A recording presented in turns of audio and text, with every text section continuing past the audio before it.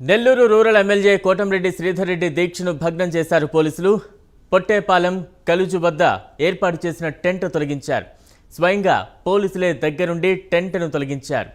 Nellore rural MLA Kotamreddy Sridhar Reddy జలదీక్షకు దిగారు. అయితే జలదీక్షకు పోలీసులు అనుమతి నిరాకరించారు. అనుమతి ఇవ్వకపోవడంతో ఇంటి వద్దే కార్యకర్తలతో కలిసి బైఠాయించారు. అనుమతి ఇచ్చే వరకు ఇక్కడే కూర్చుంటారన్నారు కోటంరెడ్డి. నెల్లూరు రూరల్ సమస్యలపై 4 ఏళ్లుగా పోరాటం చేస్తున్నారని చెప్పుకొచ్చారు కోటం. పొట్టేపాలెం కలుజు వద్ద గాంధీగిరిలో చేస్తానన్న జలదీక్షను అడ్డుకోవడం సరికాదని విమర్శించారు.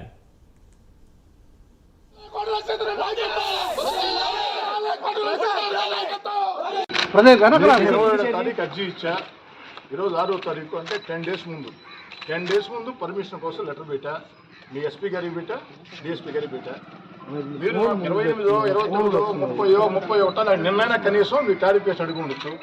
ఏమీ లేకుండా దీక్ష స్టార్ట్ అయ్యే కరెక్ట్గా గంట ముందు ఏదో స్వామి చెప్పినట్టు ఇంటర్నేషనల్ డాన్స్ ఇళ్ళకి పోయినట్టు రేపొద్దున 4 గంటలకి పోలీస్ అంతా వచ్చి బాగుంటే లేఅవుట్ అంతా రౌండప్ చేసి నా ఇళ్ళంతా రౌండప్ చేసి ఇప్పుడు కాగితం ఇచ్చారు. ఆ కాగితాలు ఏమంటారంటే మీరు ఎంతమందితో వస్తున్నారో చెప్పడం లేదు, అక్కడ ముందస్తు ఏర్పాట్లు ఇది చెప్పలేదు, వివరణ ఇవ్వండి అని చెప్పాను. 10 రోజుల ముందే జలదీక్షకు అనుమతి ఇవ్వమని, ఒంటరిగా కూర్చుంటానని, ఎక్కడా కూడా ట్రాఫిక్ సమస్య రానివ్వనని కూడా స్పష్టంగా చెప్పడం జరిగింది.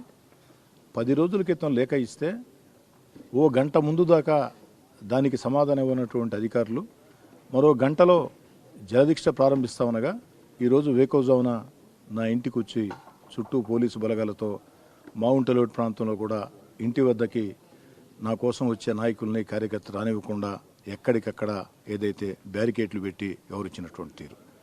నేనేమైనా ఉగ్రవాదినా, నేనేమైనా తీవ్రవాదినా, నేనేమైనా బందిపోటు దొంగనా, నేనేమైనా డాన్నా, నేనేదైనా రాజకీయపరమైన సమస్యలు మాట్లాడుతున్నానా, రాజకీయ ఆరోపణలు